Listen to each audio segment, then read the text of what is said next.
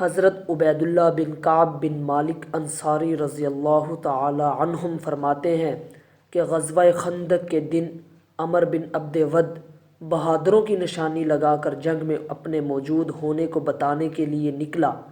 جب وہ اور اس کے گھوڑے سوار ساتھی کھڑے ہو گئے تو حضرت علی رضی اللہ تعالی عنہ نے اس سے کہا، اے عمر، تو نے قریش کے لیے اللہ سے عہد کیا تھا کہ جب بھی تمہیں کوئی آدمی دو باتوں کی دعوت دے گا تم ان دو میں سے ایک کو ضرور اختیار کر لو گے۔ اس نے کہا، ہاں، میں نے یہ عہد کیا تھا۔ حضرت علی رضی اللہ تعالی عنہ نے فرمایا، میں تمہیں اللہ اور اس کے رسول صلی اللہ علیہ وسلم کی اور اسلام کی دعوت دیتا ہوں۔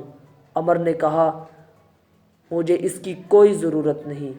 اس پر حضرت علی رضی اللہ تعالی عنہ نے فرمایا کہ میں مقابلے کے لیے میدان میں اترنے کی تم کو دعوت دیتا ہوں۔ عمر نے کہا، اے میرے بھتیجے، مجھے کیوں میدان میں مقابلے کے لیے اترنے کی دعوت دے رہے ہو؟ کیونکہ اللہ کی قسم میں تمہیں قتل کرنا نہیں چاہتا ہوں۔ حضرت علی رضی اللہ تعالی عنہ نے فرمایا، لیکن میں تو تمہیں قتل کرنا چاہتا ہوں۔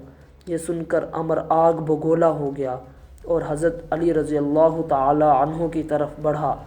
دونوں اپنی سواریوں سے اترے اور دونوں نے میدان کا کچھ چکر لگایا، پھر لڑائی شروع ہو گئی۔